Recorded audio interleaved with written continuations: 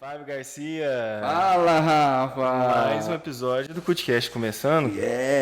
Hoje tem surpresa hoje? Tem, a gente vai bater um papo com uma pessoa que trabalha com artes cênicas. Cênicas? Cênicas. Teatro? Também. Fiquei sabendo que circo também? Aí gosta de fazer as pessoas rirem. Literatura também? Criança também? Quem? Ele tá no segmento das risadas. Quem? É o Myron Angel. Myron Angel. Myron, valeu. Myron, obrigado por ter vindo. Eu que agradeço, valeu. Muito obrigado, muito feliz de estar aqui hoje. Pô, vamos começar então falando como tudo começou na sua carreira de teatro. Como é que você conheceu o teatro? Eu conheci o teatro na escola, foi no ensino médio. Eu fui para uma recuperação de física e errei o dia. Minha professora na época falou, vai lá que vai ter um teatro, você pelo menos se distrai. Eu assisti e falei, nossa, quero fazer isso pro resto da minha vida. O cara acertou o dia, né? Sim, foi uma coisa bem... Parece que eu inventei essa história, né? Não, é engraçado isso. Maquetube, tá escrito o negócio. Sim, né? Isso foi impressionante. E é importante de dizer que eu estudei da primeira à oitava série e nunca tinha visto teatro. Uou. Então, assim, aqui em Uberaba? Aqui em Uberaba. Então, né, realmente foi uma coisa muito forte pra mim, assim. E desde lá eu busquei fazer teatro. E aí comecei a fazer teatro no Teatro da Fosfert, com o Madureira. Depois passei a fazer teatro com o Miguel. Depois comecei a estudar umas formas independentes. Mas que né? referências ruins que você tem, hein? Miguel, Madureira, salve aí pros dois, ó. Salve. São lendas, mitos de Uberaba. Agradeço muito aos dois, me ensinaram muito. Não só de arte, mas de vida também. E aí você começou a fazer essas atividades lá com a galera do Cefet, que agora é IFTM, né? Começou a fazer todo lá, as atividades e tal, como participante. E aí você chegou ao momento que você foi para algum espetáculo, você foi apresentar. Sim. A minha história com o IFET é divertida, porque eu fiz o ensino médio lá, me formei em técnico agrícola, fui trabalhar na Emater, aí trabalhei na EPAMIG depois, fiz um ano de engenharia ambiental, e aí eu me decepcionei muito com essa área, falei, ou a área se decepcionou comigo, não sei. Boa. Mas aí eu desisti dessa área e fui fazer teatro mesmo. Falei, não, quero fazer teatro. E por uma outra convergência aí do universo, o Cefet na época me chamou para dar aula de teatro. Então eu voltei pro IFET, né, na época, para dar aula de teatro. Olha só que legal. Então você já foi pra aula, né, de teatro. Já fui dar aula. Mas sim, fiz vários espetáculos antes, né? Com o Miguel, a gente rodou muitas escolas. Lembro que tinha um espetáculo que chamava Cenas Urbanas. Também fiz aqui o Fest 15, né? Que é da casa. Oh, legal. Foi nossa referência de trabalho por muito tempo. A gente estudava muito para estar aqui bem, assim, apresentando, né? Então, o Fest 15 foi muito importante para a cena teatral de Uberaba. Eu lembro que tinha ano que tinha 15 grupos, assim, apresentando. Os grupos se desmembravam, né, em 2, 3, para poder fazer mais cenas, assim. Foi uma época muito boa, de muito aprendizado. Essa época, meados dos anos 2000, né? Por ali, Sim. né? 2004, 2005, por ali. O primeiro prêmio que eu ganhei na minha vida foi um Fest 15, assim, foi... Oh. Nossa, foi... Era o espetáculo que chamava A Morte do Funcionário Cranon. Era divertidíssima as roupas. Divertida, me deu uma sensação de terror. Né? Não, era uma coisa de um profissional meio workaholic, assim, contava um pouco dessa história dessas pessoas que vivem pro trabalho e tal. E tinha uma veia muito cômica, assim, e o figurino era tudo geométrico. Eu lembro que tinha uma cena que eu entrava uma roupa, assim, que nós estávamos 3 dentro de uma roupa. Era uma coisa muito doida, uma assim, pegada, do Miguel. Assim, tempos modernos de Chaplin? Ai, não era assim, né? O Miguel tem uma linguagem um pouco própria, assim, eu acho, sabe? Ele tem uma comicidade, um sarcasmo, assim, que tá nos trabalhos dele, assim, uma coisa meu Luiz Fernando Veríssimo, assim, não sei, assim. Mas o Miguel tem uma coisa muito decodificada, né? Muito marcada, é um teatro bem conhecido. coreográfico. Dá pra saber né? quando é ele que tá trabalhando no espetáculo. Sim, justamente, assim. Então foi muito especial pra mim o Fast 15 também. Que legal. Ô, Mayra, aí você tá no circo, no teatro. E como aconteceu o circo na sua vida? O circo acontece de uma vontade de autonomia, né? Quando a gente falou, não, peraí, né? É legal o trabalho com o Miguel e tal, mas nós queríamos fazer umas coisas diferentes e tal. E a gente juntou uma galera para começar a estudar arte de rua, que era uma linguagem que o Miguel não trabalhava e tal. E aí eu comecei, aprendi perna de pau, aprendi devil stick, e era uma época que não tinha YouTube, né? Não tinha um tutorial, Era só né? encontro na praça? E era muito legal, porque Uberaba, como, né, quem é da região sabe, uma cidade de passagem, então sempre passou muito circo por aqui, ainda passa muito artista de rua, né? Então o pessoal vinha pro sinal, a gente colava nessa galera e falava, não, vamos fazer um workshop, né, e tal, vamos aprender. E comecei a aprender malabarismo, aprendi devil stick com fogo e tal. Comecei a fazer festa rave, ganhei muito dinheiro fazendo festa rave. Imagino. Imagino, foi Nossa, que ótimo, muita né? festa. Que ótimo, ó, lembrei disso agora. Era muito divertido. Atos Pub, quantas vezes cuspi fogo na porta do Atos Pub? Bons tempos. Já. Bons tempos. E aí então o circo foi entrando pelo teatro de rua. Comecei a aprender as técnicas e aí teve uma oportunidade de trabalhar no Circo do Povo. E aí eu fui estudar. Aí eu fui para BH, passei um mês estudando lá na Espaço, no circo Todo Um. Então, assim, comecei a aprender monociclo, aprendi a mini trampling, acrobacia na cama elástica. E aí fiz esse intensivão e voltei, passei e comecei a dar aula no Circo do Povo. Aí isso ficou mais, né? Aí a gente, eu e o Rodrigo criamos a Companhia Uno, que aí trabalhava com espetáculos de rua, acrobacias, muito circo e tudo. E você estava com quantos anos, Maio? Ah, não sei, essas coisas a gente não fala não, Ah, você era jovenzinho. Sim. Não que eu seja velho hoje, né? Não, tá, vamos lá, né? Acho que eu tinha uns 23, 24, assim, a época da E Companhia a preparação corporal? Exigia muito, não, circo? Sim, a gente fazia um treinamento bem puxado, assim, passava pela parte da acrobacia de solo, depois ia para manipulação de objetos, estudamos muito mímica corporal dramática também, então, assim, a gente tinha um treinamento bem rígido, assim, bem fixo também, que a gente foi aprendendo, né, aprendemos lá na Espaço, que é uma escola de circo de BH, depois a gente teve um trabalho com o Fábio Furtado, que trabalha com Etienne Decroux, que trabalha com My Hold, então, bem decodificado mesmo o corpo, o movimento. Aí nessa época a gente desenvolveu um trabalho com o Fábio também, que chamava o Cachorro de Três Pernas, que eram dois Legal. palhaços velhos no asilo. Foi uma experiência também muito legal. Ele trabalhava com mimese corpórea, então a gente adotou cada um de nós adotamos um idoso. Então eu ia aqui no asilo que toda legal. semana e ficava conversando com ele, pegando os movimentos, vendo como é que era a questão, como é que ele conversava, como que vinha a coisa das memórias para ele. E aí jogava isso pro meu corpo, depois uma terceira fase de misturar o meu corpo com o dele para surgir o personagem. Então foi um trabalho muito legal. E tinha também a questão da manipulação, né? Jogava malabares ali em alguns momentos, e, né? Quem não sabe esquerda e direita que nem eu, não consegue fazer nunca. Tem mais dificuldade, mas aprende. Tem didática para isso, hein? Tem mesmo? Tem, E mesmo quem não claro. sabe esquerda e direita? Tem. Então vocês me aguardem aí, galera, ó. E como é que surge o palhaço nessa história toda? Existe algum momento especial que você começa a Sim. construir o palhaço? Existe, cara. O palhaço nasceu pra mim no momento que eu tava sozinho, assim, né? Que a Companhia 1 acabou, o pessoal casou, foi ter filho, e aí eu me vi, né, assim... E agora, né, o que eu vou fazer, assim, né, como é que eu vou levar minha arte e tudo. Eu já havia experimentando algumas coisas, porque eu senti um peso muito grande no Cachorro de Três Pernas, uma energia de solidão, né, do idoso, de abandono, então, assim, isso também já vinha pesando muito ali meu processo de criação. Eu falei, eu preciso então de voltar a trabalhar com criança e tal, e comecei a experimentar alguns solos, alguns números. E aí falei, pô, acho que isso dá certo, assim. E então o palhaço vem nesse momento, assim, que eu precisava de ter alguma coisa para apresentar sozinho. E o meu solo chama Me Deixe Ir, Preciso Andar.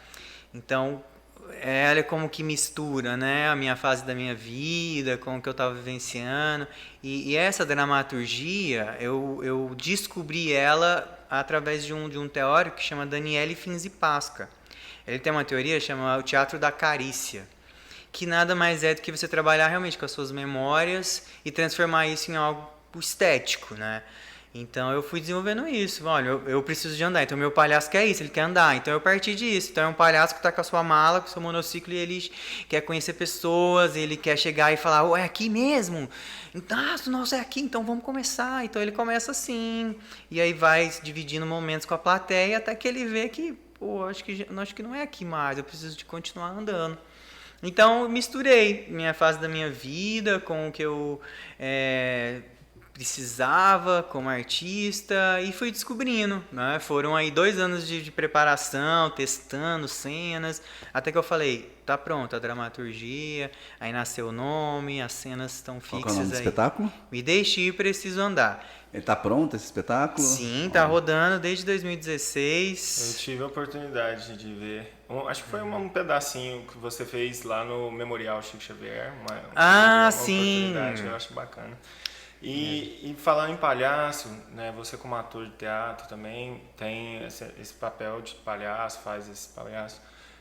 Qual que é a diferença que você sente entre um personagem de drama normal e um palhaço assim? Porque a gente ouve muito falar que fazer palhaço é um pouco diferente, é uma coisa mais O pessoal mais até fala em técnica da palhaçaria, né? porque o papel do palhaço é meio que fazer os outros rir, então é uma responsabilidade além, né, Não sei se o papel do palhaço é fazer os outros rirem. Eu penso que o papel do palhaço é afetar o outro. E esse afeto, ele pode ser o afeto risível, mas ele pode ser o afeto de uma carícia, ele pode ser o afeto de um aconchego, ele pode ser um afeto de um conforto, ele pode ser um afeto de um chute na bunda. Então, tem uns palhaços danados, né? sim, claro, e tem que ter. Eu penso que o palhaço é esse lugar que não é um lugar cômodo, sabe? É um lugar de questionamento também, assim. E hoje existem muitas linhas de palhaço, né? Nós temos palhaços que trabalham em hospital, que tem uma técnica específica para trabalhar. Nós temos palhaços de teatro, né? Que eles chamam palhaços de teatro. Nós temos o ator de circo, né? Que seria o palhaço do circo tradicional, de picadeiro, que tem uma linguagem completamente diferente de um palhaço de teatro. E por que isso? Por conta do espaço, por conta da plateia. Então, tudo isso modifica a interpretação, modifica o intérprete, modifica a técnica. Então, eu penso que não dá para colocar o palhaço numa caixa mais, falar, olha, isso aqui é palhaço, né? Entendi. Eu sofri um pouco com isso quando eu comecei a fazer, né? Teve uma vez que eu acabei um espetáculo, uma artista da cidade falou, mas isso não é bem palhaço, né? Eu falei, tudo bem, pra mim é palhaço, né? E eu acho que a gente tem que aceitar esse lugar. Uma vez uma criança também falou pra mim, você não é um palhaço engraçado? Oh, E aí eu, criança! uma criança, aí eu ficou falei, sentindo. mas, não, tudo bem, mas você gostou do espetáculo? Ela, gostei. Então pronto, né? Eu penso que esse é o lugar que nós temos que buscar, assim, buscar a sua verdade, buscar a sua linguagem, né, principalmente, e ver se isso comunica, né? Porque também eu, pelo menos, tenho um pouco de resistência a artes, a expressões artísticas que não comunicam. E não comunicar não é que é agradar o outro, mas tem que comunicar de alguma forma, né? E eu busco isso, eu busco me comunicar, né? Tem uma metáfora no meu espetáculo, tenho algo que eu quero que fique, e quando eu alcanço isso eu falo, pronto, era isso que eu queria, né? No Memorial do Chico Xavier mesmo, né? Eu falei, eu quero afetar esse espaço, quero afetar as pessoas que estão aqui, né? E eu me lembro desse dia, que foi um dia que foi difícil para mim, porque atrasou muito, eu fiquei no camarim quase 1 hora, então assim, eu já tinha esquentado, esfriado, e né, e não ia e tal. E quando eu entrei, as pessoas estavam eu senti que elas estavam bastante inquietas, umas muito incomodadas, e aí como é que chega nesse lugar? O palco era muito alto, pequenininho, ficava muito distante das pessoas, então eu falei, nossa, espera aí, como é que eu vou interagir com isso? E eu lembro que eu saí de lá assim, pô, era isso, né? Provoquei bastante o secretário de cultura que estava lá, né, numa coisa do ar-condicionado. Então, acho que é isso, assim, você tem que, como artista, entender onde que eu quero afetar, o que eu quero provocar. Então, eu penso que é isso. E o palhaço é um provocador, assim, né, nato. Para além Diferente de um personagem que tem uma estrutura, né, tem uma dramaturgia em cima né, de um espetáculo, tem uma rigidez, eu acho. O palhaço não tem rigidez, assim. Ou não deveria ter. Não tem a rigidez, mas ele tem uma missão, né? Que é essa de provocar, né? Sim, ele tem que estar atento. Comunicar. Sim, ele tem que estar atento ao que ele quer provocar, ao que ele quer afetar. Mas não tem uma rigidez, assim, não tem. Ah, você não pode fazer isso. Eu não sei, assim. Ele é um agente mais livre ali, né? Sim, sim. E um espetáculo não, né? Um espetáculo você vai ter a marcação, você tem a deixa que você tem que dar pro outro, tem um corpo do personagem, tem uma voz do personagem. Então, eu penso que é um outro lugar, né? Até quando você está atuando também, né, como palhaço com outro, já tem uma estrutura mais fechada, né? Que você tem o jogo de cena, o equilíbrio de poder e tudo. Então o palhaço solo também, ele tem mais liberdade. Nós falamos então de personagens do teatro dramático, né, palhaço, que tem um pouco a ver também com os dois projetos que você está envolvido hoje, né? Você está participando, você é um dos criadores junto com o pessoal do Sexta do Teatro e o Circulando. Conta um pouquinho pra gente da história desses dois projetos, como é que aconteceu.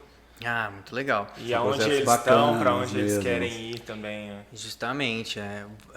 Vou começar com o Circulando, que nasceu aí em 2016.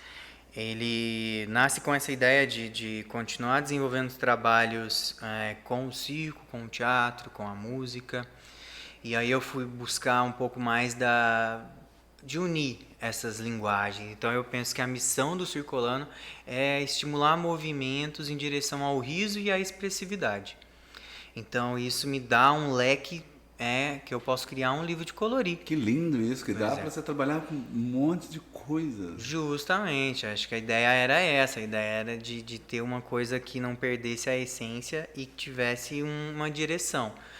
Então o Circulando nasce disso. Então eu trago as pessoas para dentro do Circulando, né? As pessoas falam, o Circulando é o Myron? Eu falo, não, o Circulando não é o Myron, né? O Circulando é um coletivo, ou eu pelo menos espero que seja.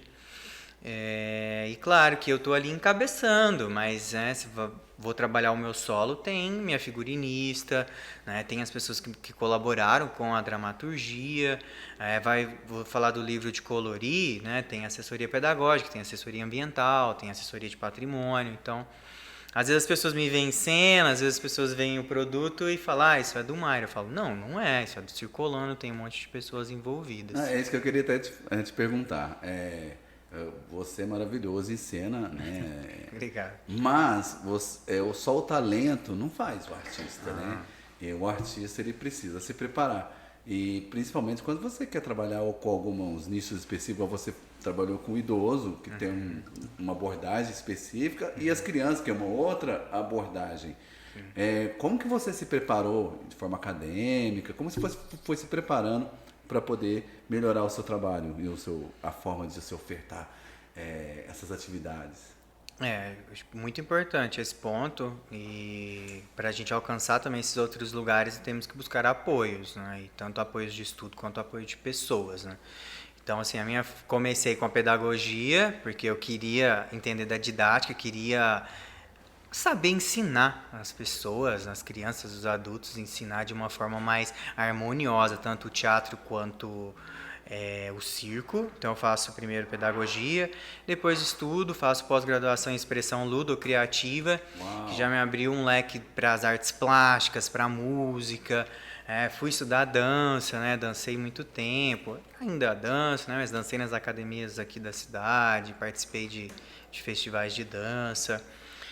Depois eu fui fazer educação física, né? Porque estavam me cobrando essa estrutura um pouco mais... Exige do corpo, né? Sim, esse entendimento da fisiologia e não só disso, né? Um entendimento das dimensões também que a gente pode alcançar com a educação física, que é muito ampla, tem muitos leques. E o circo está dentro da educação física, como está dentro da arte cênica, como está dentro da dança. Hoje não tem também muitas barreiras, mas tem nichos específicos, né? Hoje, se você falar, eu sou um educador físico que trabalha no circo, precisa, né? Para fazer um condicionamento, para fazer um trabalho de preparação. E claro, às vezes ou também um profissional que tem uma estética, que vai trabalhar um pouco mais da linguagem da dança. Enfim, né? Não tem uma caixinha, mas existem especializações. E hoje eu estou fazendo mestrado, né, aqui na casa, né, na UFTM, justamente pensando, estou trabalhando com datas comemorativas dentro da escola, estudando como que é esse movimento de data comemorativa, se é expressivo ou não, né, ou se é expressivo e não. Então eu continuo pensando nisso, pensando na expressividade, pensando no riso. Ou seja, o artista que quer trabalhar, alguém que quer trabalhar com o circo especificamente, ou iniciar no teatro, tem que pensar que não é aquele só o talento, eu sei fazer, eu sei decorar um texto. Não, o teatro não é isso, o circo envolve todo um conhecimento de várias áreas para poder se formar, qual você está se formando ainda, está no processo. E contínuo, né? Acho que formação contínua, acho que nunca acaba, você aprende e acabou, assim, não existe isso. Tanto que o teatro quanto o circo, elas são expressões que de certa forma refletem a sociedade está em movimento, né? Nós estamos em movimento, o que nos atrai se modifica a cada momento, então nós temos que estar atento a isso e entender as especificações, o que é específico daquele momento, né? Vamos falar desse momento que nós estamos passando. Tivemos que aprender a trabalhar com um celular, como que é fazer teatro para uma câmera de celular, né? Como que é fazer teatro que vai passar ao vivo. Então, o Sexta do teatro, voltando lá, ele nasce antes da pandemia, né, ali no final de 2018. A gente consegue ocupar o Teatro Vera Cruz, né, a ideia era ocupar uma vez, uma sexta em cada mês. A gente conseguiu fazer uma em março, com o grupo da Ana Elisa, que foi a Ana Elisa e a Cássia. O espetáculo foi muito legal, né? Encheu, Vera, teve segunda sessão no final de semana anterior, então assim foi um movimento muito feliz. E aí veio a pandemia, mas foi muito importante nós estarmos unidos ali com 8 grupos de teatro, né? Porque nós nos ajudamos, um foi aprender com o outro, essa coisa de fazer teatro para câmera, né? Fazer teatro ao vivo, transmitido, então... De novo, né? Acho que a questão da formação também não é só você fazer uma faculdade, mas é você ter um coletivo, é você ter pessoas que você se inspira, pessoas para você trabalhar, exercitar. O teatro e o circo é uma atividade que precisa do outro a todo momento, né? De novo, está comunicando isso? Isso é interessante, né? Então você tá com um coletivo é muito legal, né? A Ana mesmo fez ensaios abertos pra gente, né? E aí, um vai lá e fala, isso aqui não é tão legal, tá, isso aqui é isso aqui, o que você acha disso? Não, eu não concordo com você, eu vou continuar assim. É isso, sabe? Acho que um coletivo, ele enriquece a todos. E foi muito importante o Sexto do Teatro nesse sentido, né? Nós entramos nesse circuito das lives, né? Trouxemos várias lives com artistas da cidade, né? Trouxemos Marcial, Madureira, uma porção de pessoas que estavam, não estavam em Uberaba, não estavam na cena, e para contemplar ali aquele momento de live foi muito especial. E criamos, ocupamos Lei Aldir Blanc também, fizemos um movimento, teve o festival que foi muito rico, cada grupo desenvolveu uma cena. Então, olha como foi importante para manter esses grupos vivos, né? Para nos manter trabalhando. Então, foi muito legal, foi muito especial. E a gente precisa disso em Uberaba, precisa de se ajudar, precisa de se unir, precisa de ter respeito, né? Não é uma questão de gostar, assim, não é uma questão de apreço estético pelo que o outro está fazendo, sabe? Mas tem que ter respeito, primeiro de tudo, assim. E isso foi muito legal no sexto, que a gente teve essa conversa, sabe? Eu respeito a sua estética, você respeita a minha, e nós vamos nos ajudando como coletivo. É diferente eu chegar na Fundação Cultural e falar, ó, quero fazer aqui um festival, tal, tal, tal. É diferente chegar, ó, 8 grupos de teatro querem fazer um festival. Aqui, se for contar de artista, cada grupo aí tem 4, 5, já dá uma leva aí de 50 artistas. Né? Você vê que 50 artistas encheu um teatro, né? Se é 50 artistas, cada um leva 3, dá 150 pessoas. Então, olha como que isso cresce, né? Então, eu penso que é isso. E nós continuamos, né? E é legal, porque também essa coisa do coletivo é muito legal, porque assim, tem um primeiro momento que um puxa, depois o outro projeto é outro que está puxando. Agora, que o pessoal está desenvolvendo as lives é outro que está puxando. Então, isso também é muito especial no coletivo, né? Quando um enfraquece, o outro carrega, né? Vai fazendo essa troca. Então, acho que isso é muito legal também. E tem acontecido no sexto. Essa questão do respeito também é um resultado que vem disso, é uma democratização, né? Para todo mundo ter o seu espaço para trabalhar, para participar junto.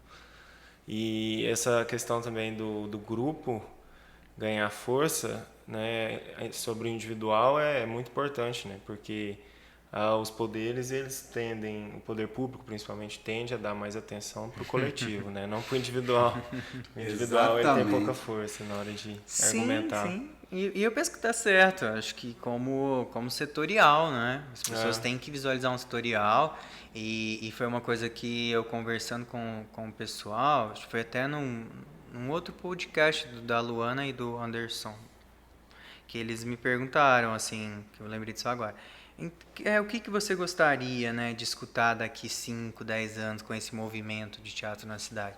E eu lembrei disso agora e eu continuo com essa ideia. Eu gostaria de escutar quando as pessoas falassem comigo assim, que elas não falassem comigo assim, tem teatro em Uberaba? Sabe? Eu queria parar de escutar isso. O meu sonho é parar de escutar isso, entendeu? Nós ouvimos muito aqui isso.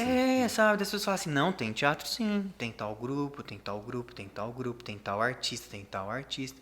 Eu sonho para esse dia chegar, sonho que esse dia chegue, entendeu? É engraçado, nós passamos por 2 anos de devastação pela pandemia, né? Mas, principalmente, a arte e a cultura sofreu demais com a pandemia, principalmente na monetização, captação de recursos e tudo. Porém, igual você acabou de descrever, fortaleceu esse coletivo, né? Então foi uma das vantagens da pandemia. E talvez a pandemia fez nascer uma das coisas mais lindas, eu acho, que você fez, que eu acho maravilhoso, que são os livros, né? Eu queria que você falasse um pouco como que surgiu isso na pandemia e como isso tomou essa dimensão que está agora. Esse é um ponto assim bem delicado, porque a gente entra em outros campos, mas assim, eu como pessoa, e eu não sou exemplo para outras pessoas, eu como pessoa e como artista, eu busco a solução. Eu não estou aqui discursando de empreendedorismo, sabe? Aquele rolê que a gente escuta muito. Se você quiser, você consegue. Eu não estou falando disso. Não, porque não é. A realidade é muito mais pesada que isso. Para você conseguir, existem muitas circunstâncias. É uma questão assim, surgiu uma diversidade e como eu solucionei ela, né? É isso, mas que isso não é sempre que acontece, não é sempre que nós somos bem-sucedidos. Mas essa foi um projeto bem-sucedido e ele nasceu disso, né? Eu estava com um projeto com a Promotoria de Meio Ambiente circulando nas escolas. Circulando? Olha só que legal. Circulando nas escolas daqui da cidade. Nós já tínhamos feito 17 escolas. Uau. Estavam faltando mais 15. E aí veio a pandemia. Eu falei, nossa, como que eu vou continuar, né, com esse movimento? E eu trabalho na escola tendo resultados ali práticos no dia a dia. Sim, escola é imediato, né? É lindo, escola é lindo, assim, você vai e faz, na hora, brota, assim, né? Vocês trabalhavam assuntos voltados ao meio ambiente? Sim. Tinha o espetáculo, né, que é o espetáculo, ele não tem uma vertente do meio ambiente, mas depois nós trabalhamos oficinas de circo com materiais recicláveis e reutilizados.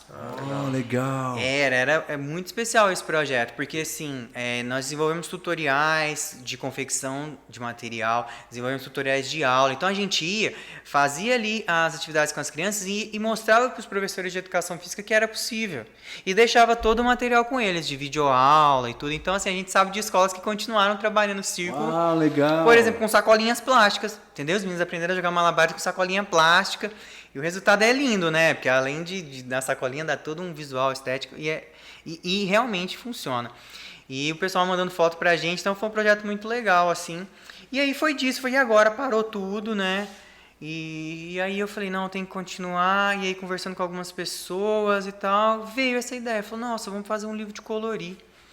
Mostra aí, Rafa, rapidinho. Nossa, vou pôr na tela. Põe na tela. É muito legal esse livro, galera. E aí foi disso, assim, foi dessa ideia mesmo de continuar visitando, né, as crianças. E eu falei, poxa, o Malinha, que é o meu palhaço, né, esse primeiro livro que é de Uberaba, ele está visitando os pontos turísticos de Uberaba, os pontos culturais da nossa cidade. E isso foi uma outra coisa, né, quando eu fui apresentar esse projeto para algumas pessoas, elas falaram, mas Uberaba tem, né? Ponto de cultura, né? Então, sério que você ouviu isso? Claro, você Nossa, escuta Uberaba, isso, gente. Não, escuta, não. E infelizmente. Nós temos tanta tradição, né, Sim, cultural sim. no país. Justamente, nós temos pontos que eles são referência no Brasil, não só no Brasil. Podemos falar de Chico Xavier. Os Schroden, que inovaram a questão da Kodak, teve uma história, Uberaba no cinema. Uberaba sempre teve tradição na arte e cultura, né? Com certeza, com certeza. Então, assim, nasceu disso mesmo, dessa demanda, mas aí de ocupar um espaço que não tinha, de evidenciar a nossa cultura, de consolidar a questão dos patrimônios culturais da nossa cidade. Então é isso, né? Nós conversamos com Peirópolis, ABCZ, o Memorial do Chico Xavier, o Circo do Povo. O Circo do Povo foi o primeiro circo social da América Latina, gente. É mesmo, é o primeiro circo social da América Latina. Sim, a primeira ludoteca também foi desenvolvida no Circo do Povo, que é um projeto do Raimundo Dinello, se eu não me engano, ele é do Uruguai. Veio fazer esse trabalho aqui. Então, assim, de novo, nós somos referências mesmo, só que a gente acho que não tem uma preservação da memória. E isso é outra coisa que eu faço bastante, faço questão de fazer no Circolando. No segundo ano da Lei Municipal de Cultura, eu aprovei um projeto, circulamos em 10 espaços aqui em Uberaba. Centro espírita, centro paroquial, praça, escola, enfim, 10 espaços. E nós desenvolvemos um livro fotográfico desse material, justamente pensando nisso. A gente quer preservar a memória. O livro de colorir também é isso, preservar a memória, exatamente. Criar identidade, tanto a minha identidade como palhaço, mas a identidade desse palhaço nessa cidade, ocupando esses espaços culturais que existem aqui na nossa cidade. Então, das crianças e adolescentes que estão ali colorindo, também se identificarem com o lugar, né? Sim, é especial quando eu estou dando oficina com o livro, os meninos falam, aqui é onde tem aquelas vaquinhas, né? Aí você vem e traz a referência. Sim, é o Parque Fernando Costa. Aí você vai ali a educação, né? Você vai preenchendo aquela memória, aquela referência de um conteúdo mais sólido. Peirópolis. Não, então vamos falar desse centro paleontológico, né? Vamos falar de como que isso é importante para Minas, importante para o Brasil. Chico Xavier, olha que a obra desse ser, olha o tanto de pessoas que ele ajudou. Olha essa igreja, a Igreja Santa Rita, já foi uma referência de igreja, hoje é um museu, né? Olha que especial, uma igreja tombada pelo patrimônio cultural. Então vê como que, né, ali a gente consegue ir aumentando o sentido de identidade cultural da cidade. E assim, nós temos várias identidades, né? Várias identidades que a gente pode se identificar. E aí você fez com Uberaba, mas você não ficou em Uberaba. Aí esse ano cresceu, né? Um pouco, né? Malinha saiu daqui, Primeiro passou no mercado municipal, fez umas compras, né? Comprou um queijo. Essa é a melhor. O Malinho, ele passou no mercado para fazer as compras para sair de viagem. Claro, pegou uma rapadura, um tutu e saiu ali com o seu monociclo para visitar Minas. Então, nós ampliamos aí essa relação de Uberaba para conhecer outros espaços, que é o Espaço Mineiro. E você já está sentindo feedback de fora de Uberaba? O livro já está rodando em muitos lugares, isso também é muito legal, assim. Fiz um trabalho com o livro de Minas em Araxá, que tem, né? O livro tem o hotel, né? É o Tauá, então, assim, a gente está começando, né? Lançamos o livro tem pouco tempo, então ele ainda não está tão consolidado quanto o de Uberaba, né? O de Uberaba nós já estamos com 8.000 exemplares deles circulando aí por todas as creches, centros comunitários. O de Minas ainda precisa, gente. Quem está escutando aí, ó, quiser levar ele. Lembrando a galera que não só crianças e adolescentes vão querer colorir, né? Porque é um livro que todos nós ficamos com vontade de colorir. Eu vou colorir o meu breve, galera. E também assim, ó, quem visitar o nosso site lá, que é circulando.com.br, tem 2 jogos online baseados nos livros também, é um quebra-cabeça para quem gosta de jogo online, quebra-cabeça. Também nós desenvolvemos também essa linha, né? Que aí tem para atender o momento, né? As crianças estão aí no celular, estão no computador, né? Então nós também estamos trabalhando e desenvolvendo também para essa linguagem. O ano que vem me disseram aqui, ó, no meu ponto aqui que vai ter um aplicativo. Então, olha só, isso aí é um furo nosso, hein, Rafael? É um furo, hein? Ô, Mário, você falou bastante em educação, em teatro. Uma coisa que eu sempre notei, por conta da minha experiência, né, é que o papel também dos grupos, que eles, o teatro exerce isso bem, é um pouco de educar também o pessoal aí ao teatro, né? De apresentar, porque muitas pessoas não conhecem porque não tiveram oportunidade. Eu mesmo sou um desses que eu fui conhecer teatro bem mais velho. E dentro desse universo de educação, para além do apresentar, o que você imagina que seria essencial assim, para ampliar o acesso das pessoas ao teatro, de poder discutir o que é o teatro, mostrar? Eu penso que a questão do coletivo é muito importante. Quando o coletivo se expressa, a plateia, o público tem a condição de ver vertentes de trabalho. Então isso é muito importante para a formação de público. Uma linguagem do palhaço, uma linguagem de um teatro mais popular, uma linguagem de um teatro que já defende a sua cultura, defende o seu ideal, um teatro musical, um teatro mais dançado. Então, quando nós tivemos essa experiência com o festival que nós desenvolvemos com a Lei Aldir Blanc, que foram 8 cenas. Se você assiste as 8 cenas seguidas, você vai ver uma diversidade de expressão muito grande.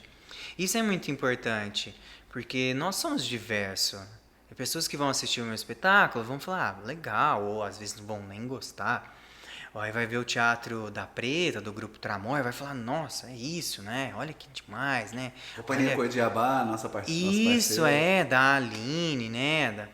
Da Camila. Então, assim, é isso. Acho que tem que ter essa diversidade para ter mais possibilidades de identificação e de respeito pela expressividade que você não tem tanta afinidade, mas que é importante que tenha espaço. Então, penso que a força do coletivo também está nisso. E outra coisa que tem que ter, que eu penso que nós temos que desenvolver mais na cidade, é espaços de expressão teatral, espaços de diálogo, como vocês estão fazendo aqui, né, o podcast, os vídeos no Instagram, apresentando, né, o movimento cultural de uma universidade. Isso é muito importante, essa visualização, as pessoas entenderem que isso existe.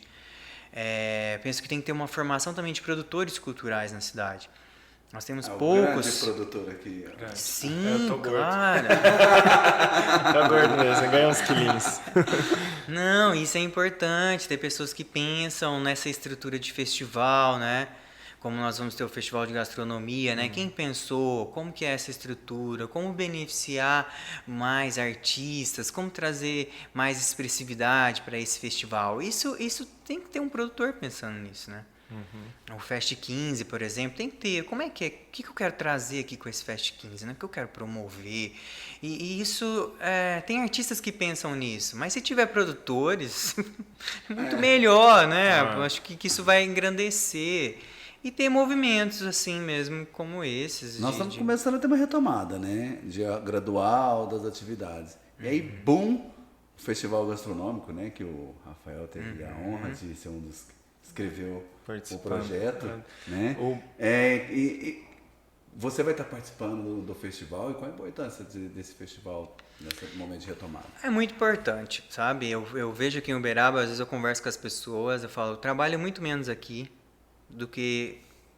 Eu trabalho muito mais em Araxá, em Uberlândia, do que aqui em Uberaba, propriamente dito, né?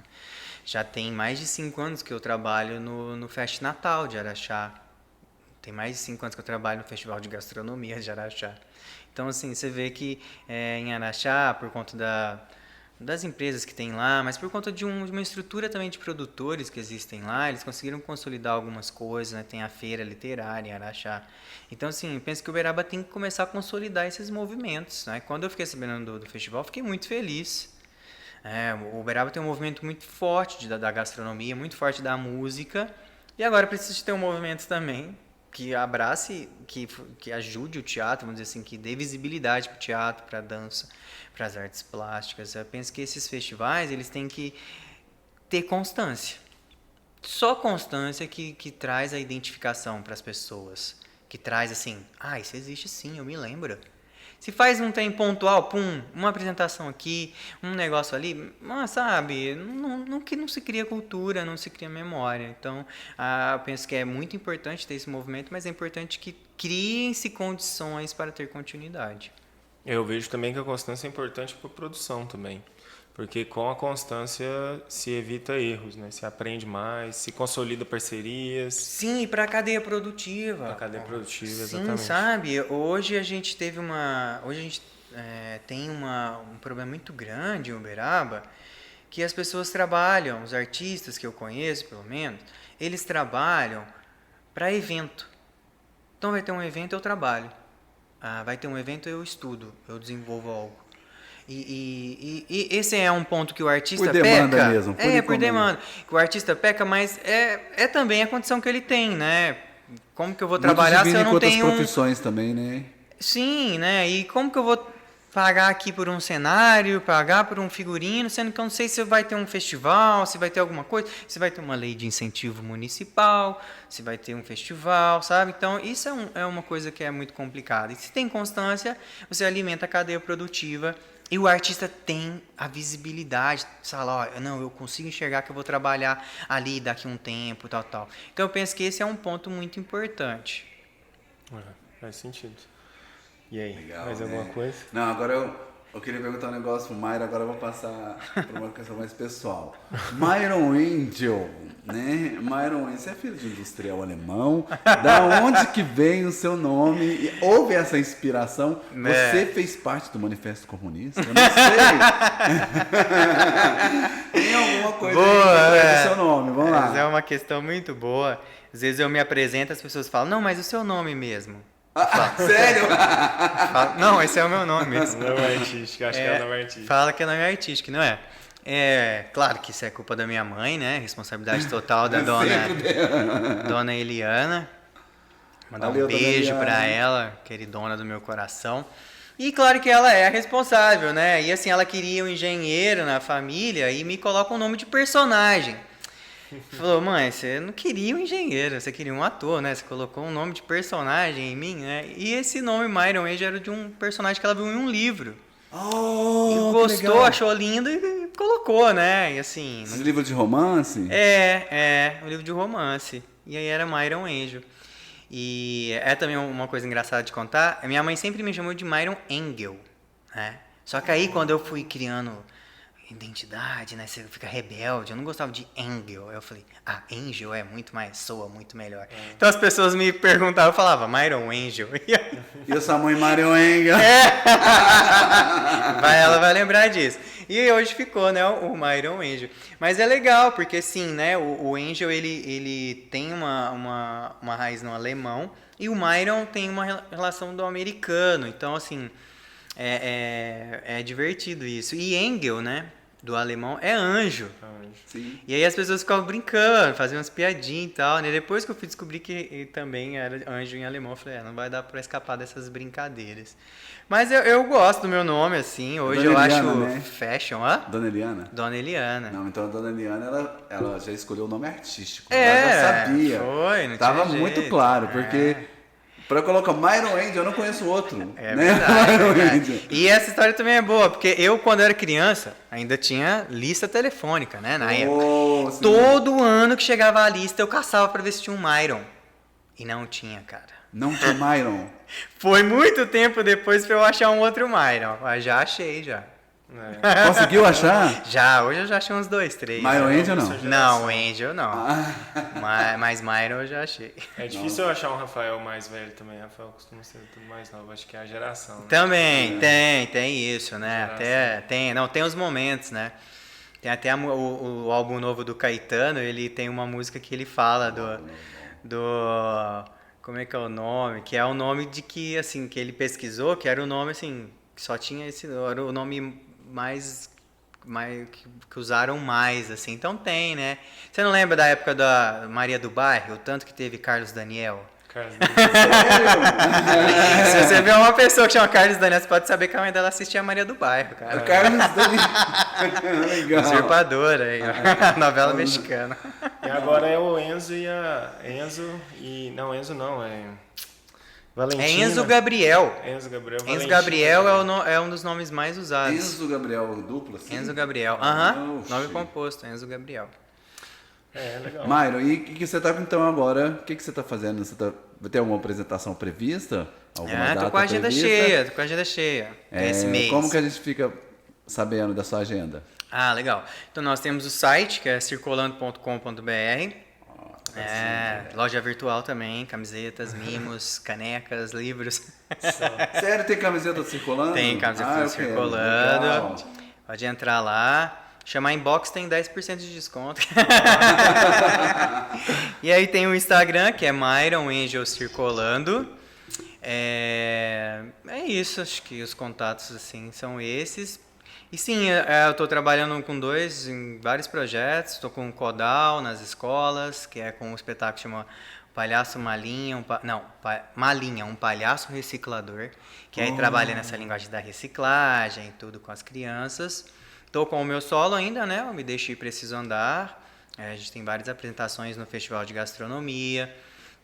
Tem uma apresentação no Art Movie, que é um outro projeto que eu tenho desenvolvido com o Toy, que é um rapper da cidade, onde nós levamos a arte do circo e o rap para as periferias da cidade.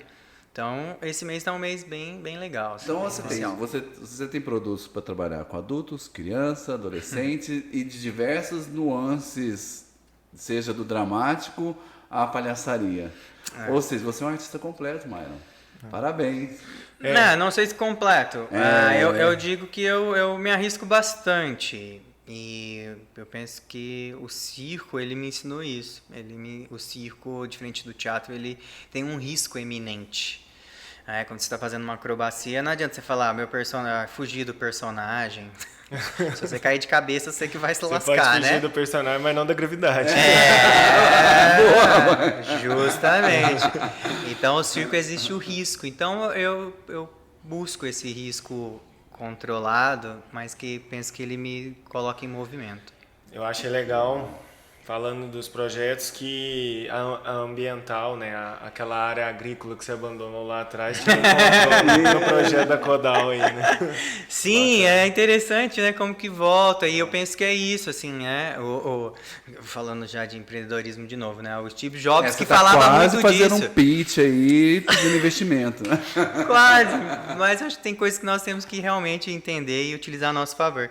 E o Steve Jobs falava disso, né? A importância de você ligar os pontos, né? Aquele ponto da sua vida com aquele outro momento, com essa técnica, com isso aqui, e ligar os pontos e entender onde que você está e o que você pode fazer disso, assim. Então, claro, e eu como artista quero um mundo, né, melhor, e nós estamos vendo que a questão ambiental ela não pode estar de fora, sabe? Cada vez mais Não, nós temos que necessário. falar disso, né? Nós temos que falar dessa questão patrimonial também. Talvez a questão do virtual nos aproxima, mas talvez distancia de uma realidade mais urgente, sabe? Que realmente está acontecendo. E o público é esse, né? É muito mais efetivo trabalhar com as crianças e adolescentes que com sim. o adulto já formado. E de novo, Rafa, é um retorno. Eu aprendi a gostar do teatro, eu quis fazer teatro na escola. E eu falei, eu quero voltar para a escola. Quero estar nesse lugar, porque vai que tem outras crianças como eu lá, que vão entender que isso é possível, né? E, enfim. Você não quer que elas necessitem errar o dia da recuperação. Que elas estejam lá para ver teatro. É isso não precisa mesmo. de errar o dia da recuperação para descobrir o teatro, né? Justamente, é isso mesmo. Show de bola. Pô, vou demais, finalizar por aqui. Myron, Valeu demais. Gratidão, principalmente pelo que você faz pela essa arte, que é a arte cênica em Uberaba, que a gente sabe que tem tradição, mas é pouco difundida, pouco fluida ainda na cidade, e que você é um lutador, você é um cara que é insistente nessa arte e não deixa a nossa cidade. Por boa parte dos artistas dessa área, que conseguem fazer algum trabalho interessante igual você está fazendo, costumam deixar a cidade. E você está valorizando a nossa cidade, tentando formar público aqui na nossa cidade. Então, nós também, como Centro Cultural Autarquia Pública, nós só temos gratidão pelo que você está fazendo por toda a nossa comunidade. Obrigado mesmo, Myron Angel. Valeu, Myron. Obrigado. Valeu, Myron. Eu que agradeço, gente. Muito obrigado. Obrigado. Valeu. Vamos fechar essa? Valeu, Rafa. Valeu. Valeu demais. Mais um, galera. Valeu. Até a próxima. Tchau, tchau. Um abraço.